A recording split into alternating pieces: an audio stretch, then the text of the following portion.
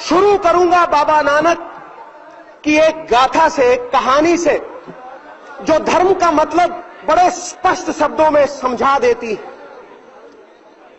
बाबा नानक के पास कोई गया और उसने पूछा कि मुझे जीवन का मूल्य समझाइए बाबा जी, जीवन का मूल्य क्या होता है।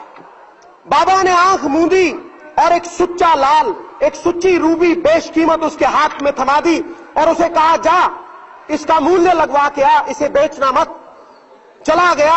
एक आदमी संतरे बेच रहा था तो उसके हाथ में वो बेशकीमत लाल थमा दिया और बोला, इसका मूल्य क्या है। उसने कहा, तेरा पत्थर अच्छा चमकता है, ले 1 दर्जन संतरे ले जा, ये पत्थर मेरे पास छोड़ जा। कहा नहीं, गुरु ने कहा है बेचना नहीं है। आगे चला गया। एक आदमी सब्जी बेच रहा था, उसके हाथ में वो बेशकीमत रूबी थमा दी और उसे कहा, इसका मूल्य क्या है। तो उसने कहा, अच्छी चमक है तेरे पत्थर में, ले 1 बोरी आलू की ले जा, ये पत्थर मेरे पास छोड़ जा। कहा नहीं, गुरु का हुक्म नहीं है। आगे चला गया। सोने का काम करने वाला एक सुनियारा मिल गया। सुनियारे ने जब देखी वो रूबी, उसकी आंख की पुतली खड़ी हो गई। उसने कहा, 50 लाख रुपए अभी देता हूं, इस नायाब रूबी को मेरे पास छोड़ जा। कहा नहीं, बेचने का हुक्म नहीं है। कहा 1, 1.5 करोड़, 2 करोड़, जितने चाहिए उतने पैसे देता हूं, इस रूबी को मेरे पास छोड़ दे। बोला नहीं, गुरु का हुक्म नहीं है। आगे चला गया। एक हीरो का जौहरी मिल गया। हीरो के जौहरी ने जब देखा सुच्चा लाल, उसने पहले एक कपड़ा बिछाया, परिक्रमा की, परिक्रमा करके माथा टेका, शीश निभा के पूछा कि कहां से लेके आया है ये बेशकीमत रूबी। बोला, वाद विवाद का समय नहीं है, मुझे ये बता कि इसकी कीमत क्या लगाई है।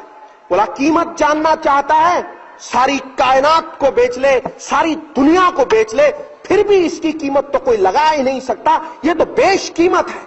हैरान हो गया, परेशान हो गया, भागा चला आया गुरु के पास, चरणों में गिर गया, नतमस्तक हो गया और पूछा, अब बताइए मुझे मानवीय जीवन का मूल्य क्या है गुरु साहब, मैं बहुत परेशान हूं, बताइए, ये बीती है मेरे साथ कि मानवीय जीवन का मूल्य जानना चाहता है तो सुन, चाहे अपनी जिंदगी 1 दर्जन संतरों के भाव बेच ले, चाहे उसे 1 बोरी आलू के भाव बेच ले, चाहे उसे बेशकीमत बना ले, तेरी सोच पे निर्भर है, तेरी दृष्टि पे निर्भर है कि तू जीवन को देखता किस नजर से है।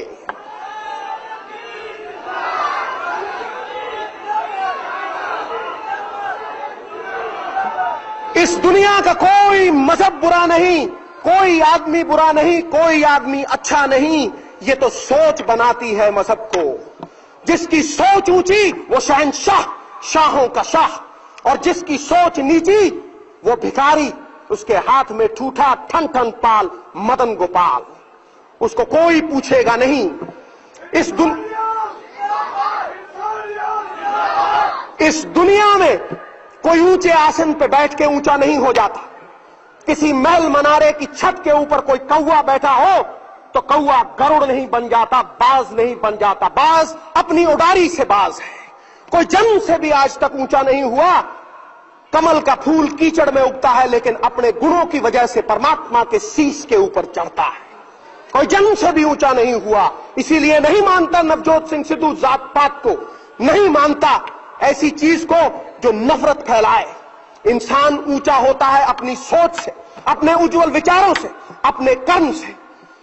कर्म छोड़ते हैं, बहुत गहरी छाप इंसान के जहन के ऊपर है। वो छाप जो श्री गुरु गोविंद सिंह जी ने छोड़ी, वो छाप जो हजरत साहब ने छोड़ी, गुलाम अहमद साहब ने छोड़ी, वो छाप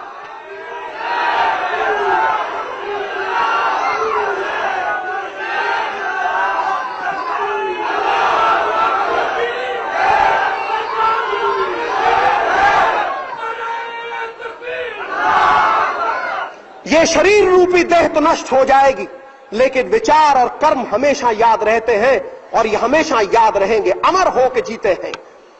तो दोस्तों, धर्म की जो पहचान है वो प्रेम से है, आपसी भाईचारे से है। मुझे बताया गया है कि वक्त कम है, इसलिए आपका ज्यादा वक्त नहीं लूंगा और वही बताऊंगा जो हमारी सिखों की बाणी भी कहती है कि साच कहूं सुन ले सभी, जिन प्रेम कियो तिन ही प्रभ पायो। अव्वल अल्लाह नूर उपाया कुदरत के सब बंदे, एक नूर से सब जग उपजा कौन पले को मंदे।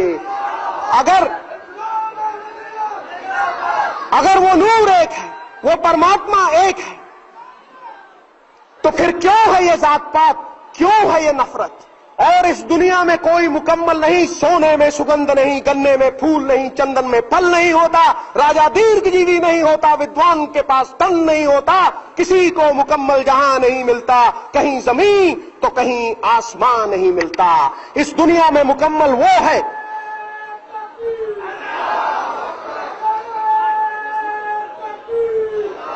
इस दुनिया में मुकम्मल वो है जिसने अपने अंदर उस परमात्मा की लौ को पहचाना है। चाहे उसे अल्लाह कहो, चाहे उसे राम कहो, चाहे उसे नारायण कहो, वो एक है। जैसे तिलों में तेल छुपा है, सागर में उसकी लहरें छुपी हैं, पुष्पों में फूलों में उनकी खुशबू छुपी है, वो परमात्मा आपके अंदर छुपा है। जितना वो मंदिर में है, जितना वो मस्जिद में है, जितना वो गुरुद्वारा में है, उतना आपके भीतर छुपा है। उस लोग के साथ एक होके देख, ये मतभेद मिट जाएंगे, ये गंदगी मिट जाएगी, तेरी सोच बदल जाएगी, तू पाक हो जाएगा, उस ब्रह्म का अंश हो जाएगा। सो ज्यादा समय ना लेता हुआ अपने अंदर छुपे उस परमात्मा को पहचानने की विनती करता हुआ नवजोत सिंह सिद्धू फिर आपके सामने नतमस्तक है कि आपने आमंत्रण दिया और ऐसे ब्रह्मज्ञानी लोगों में बातचीत करने का मौका मिला। प्रणाम।